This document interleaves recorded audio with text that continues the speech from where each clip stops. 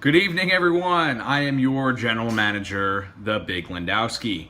I haven't done an update video for a couple weeks now with my audit at work and everything like that. It just hasn't fit into my schedule. But I figured with my upcoming trip to Reno happening in less than a week and SummerSlam happening in less than 2, I would update you guys where you're at in the standings and also try to do a better job explaining the waiver wire to you guys.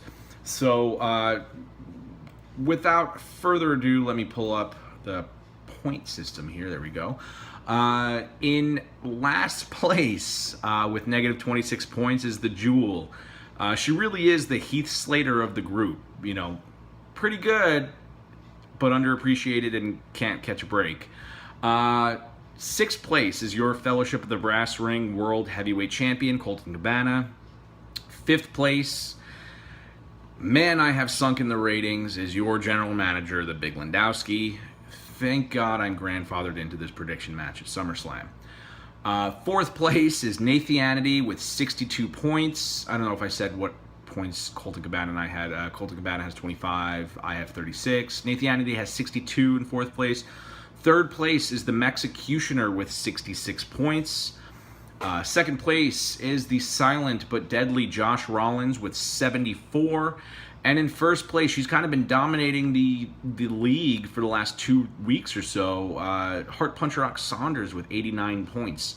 It's led for some really good competition, and should this keep up, you know, it looks like it might be Colton Cabana, myself, and Heart Puncher Rock Saunders in a triple threat predictions match for SummerSlam.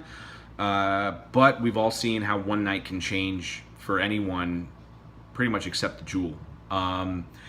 So now to cover the waiver wire and kind of explain this to you guys a little better than in the rules tab that I have on the Excel spreadsheet. The waiver wire covers wrestlers who we did not draft in our draft that we had. So for wrestlers who debuted after the fact, wrestlers who might have been injured and made their return, or just people who just weren't on the list at all. So to cover the waiver wire, the wrestlers we have on there as of right now is Shelton Benjamin with SmackDown, Santana Garrett, Adrian Nails, Rob Risen, and Andrade Cien Almas, which is weird because he's been in NXT for a couple months. I'm surprised we didn't put him on our rosters, but all 4 of those are with NXT, and then Jinder Mahal on the Raw roster. So those are all up for the taking during the waiver wire. Now the way the waiver wire is going to work is after NXT Brooklyn, which will be the final tallying of points for our first round before the points reset for SummerSlam and the prediction match happens.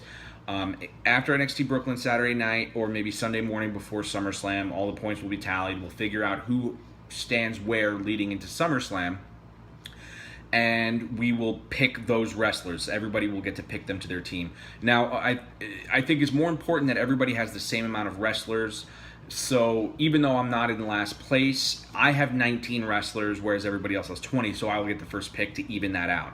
Then we'll go by points. Whoever has the least amount of points will get the next pick, and then so on and so forth. Whoever has the least amount of wrestlers will always get the first pick. We all should have the same amount of wrestlers, or at least as close as possible. Now, you are capable of skipping.